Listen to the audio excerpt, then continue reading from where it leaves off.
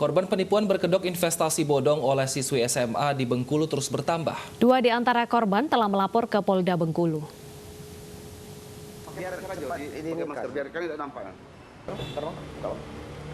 Dua korban investasi bodong siswi SMA melapor ke Reskrimum Polda Bengkulu. Korban bersama rekannya merasa tertipu karena dijanjikan investasi dengan syarat menyetor uang dan akan dikembalikan sebesar 50% dari nominal yang disetorkan. Namun setelah uang diberikan, terlapor tidak bisa dihubungi. Tersangkanya kini lagi tidak tahu di mana Pak, tapi dengar-dengar di Bengkulu dilindungi kuasa hukumnya. Oh, kabur ya? Yo, kabur intinya. Inisialnya siapa nih Bang pelakunya? Dwi Sapitri. Dwi Umur Sapitri. 18 tahun. Yang dilaporkan tuh itu? Yang dilaporkan itu. Dia sebagai apa di situ? Dia sebagai owner ya. Selain Sultan, siswi kelas 12 ini telah menipu ratusan orang hingga sejumlah pejabat dengan total kerugian mencapai 2,6 miliar rupiah. Polisi akan mendalami kasus ini dengan mengumpulkan barang bukti dan keterangan saksi dari korban.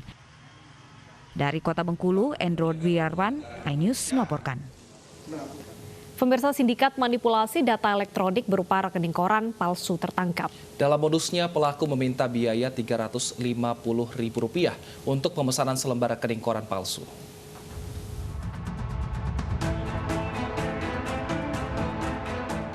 Polda Metro Jaya menangkap pembuat jasa rekening koran palsu dalam patroli cyber. Pelaku residivis kasus yang sama dan bekerja bersama 2 pelaku lainnya asal Sulawesi Selatan. Modus pelaku meminta uang sebesar Rp350.000 untuk memesan mutasi rekening koran. Pemalsuan rekening koran digunakan pelanggan untuk pengajuan kredit agar diterima bank atau juga sebagai syarat ke luar negeri. Makanya ini si tersangka ini dengan para pemesannya itu membuat dalam 2 bulan atau 3 bulan ini banyak mutasi keluar masuk.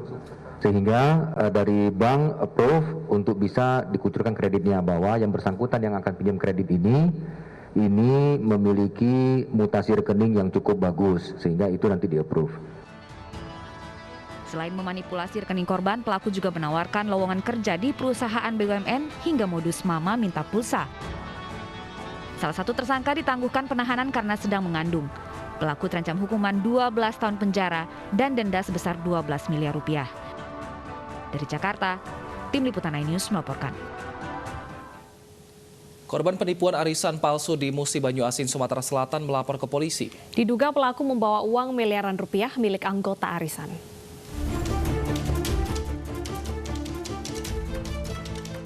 Bersama tim kuasa hukum, sejumlah ibu-ibu rumah tangga dari berbagai desa di Kelurahan Mangunjaya, Musi Banyuasin, Sumatera Selatan melaporkan bandar arisan bodong yang kini menghilang.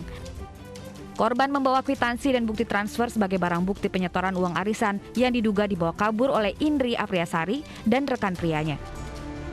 Menurut pengakuan korban, pelaku menjanjikan keuntungan besar melalui arisan hingga seluruh korban menyerahkan uang yang mencapai miliaran rupiah kepada pelaku. Kini korban meminta agar kepolisian mengusut tuntas kasus dugaan penipuan arisan ini. Dari Musi Banyuasin, Sumatera Selatan, Edi Lestari, iNews melaporkan.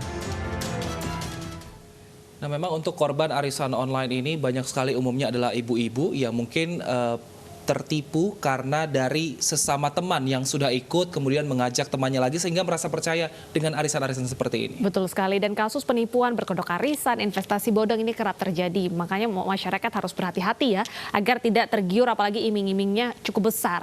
Kita akan mengetahui bagaimana perkembangan kasus dugaan penipuan bermodus arisan miliar rupiah. Sudah bergabung bersama iNews Siang salah satu korban yaitu Ibu Ranti Purwasi. Selamat siang Ibu Ranti.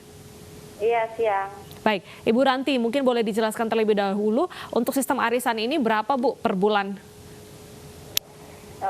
Ini sistem duel, bayar sekali, langsung dibayar sekali. Berapa Ibu? Ini menjanjikan keuntungan yang besar. Misal modal 10 juta, itu bisa menjadi 20 juta. Dalam waktu berapa lama itu Bu, 2 kali lipat uangnya? 35 hari. Dalam waktu kurang lebih 1 bulan ya? Iya. Oke, sejak berapa lama Ibu terlibat dengan arisan tersebut? Baru ingin mencoba. Baru mencoba, dan apa yang membuat Ibu curiga bahwa Ibu telah tertipu dengan arisan ini? Karena sudah ada yang jatuh tempo, ingin mengambil tarikannya, nggak ada kabar sama sekali. Baik. Nah, Ibu saat ikut arisan ini, Ibu diajak atau tahu dari sosial media atau seperti apa, Ibu? Dari sosial media. Baik. Nah, tapi rekan-rekan Ibu juga, teman-teman Ibu ada yang ikut juga nggak, Bu? Banyak, banyak. Dan semua teman-teman yang Ibu ketahui ini belum mendapatkan uangnya kembali? Belum. Nah, sistemnya ini untuk mengirim uang ini berupa cash seperti itu atau transfer, Bu? Ada yang transfer, ada juga yang bayar cash. Baik, berarti saat bayar cash ini sempat bertemu dengan orangnya langsung. Nah, saat bertemu itu ada kecurigaan nggak, Bu, melihat orangnya ini memang benar-benar arisan yang terverifikasi seperti itu? Enggak ada kecurigaan. Siapa Ibu yang bertugas ataupun yang mengetuai arisan tersebut? Yang kami tahu Indri. Ibu Indri.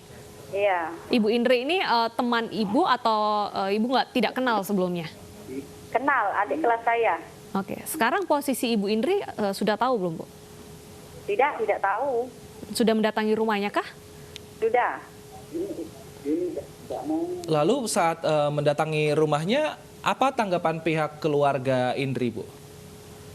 Tanggapan pihak keluarga Indri, pertama kami mendatangi rumahnya, kakaknya bilang mau ganti uang kerugian kami. Berarti kakaknya ini tahu kalau Indri ini menipu atau membuat arisan bodong seperti itu ya, Bu? Ya, kami juga nggak tahu kakaknya terlibat atau enggak.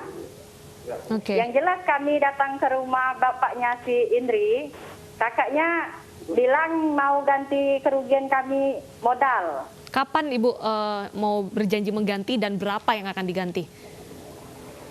Tanggal 14. Tanggal 14 April atau Maret?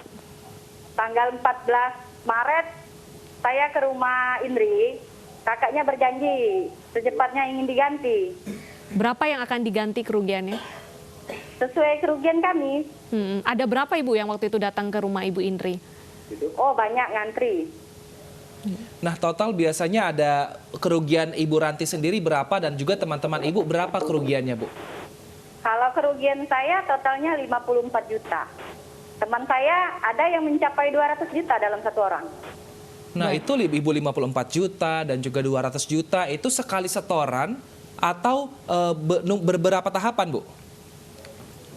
Itu dibikin kalau punya saya itu 6 slot. Baik. 6 slot seperti itu ya? Sudah dihitung sekali 6 slot jumlah 54 juta. Saya bayar 3 kali. Dan selama 3 kali bayar Ibu belum pernah mendapatkan keuntungan yang dijanjikan ya? Belum. Oke. Apakah sudah melaporkan hal ini ke pihak kepolisian? Sudah. Apa saja barang bukti yang Anda serahkan ke pihak kepolisian? Kwitansi. Lalu ada mungkin bukti percakapan di grup gitu, Bu? Ada percakapan di ini chat WA. Oke.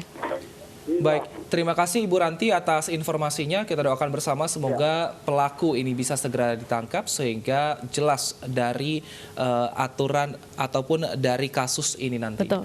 Dan pemirsa, kita ke informasi selanjutnya. 3 mahasiswa ITS menggagas desain alat budidaya ikan lepas pantai otomatis. Alat untuk meningkatkan budidaya ikan tua lepas pantai ini didesain dengan menggunakan tenaga surya. Seperti apa kecanggihannya? Anda bisa mendapatkan informasinya di www.sinnews.com. Pemirsa, Pemprov DKI Jakarta akan memberikan sanksi tegas pelanggar yang nekat menggunakan ondel-ondel untuk mengamen. Tetaplah bersama kami untuk informasi selengkapnya.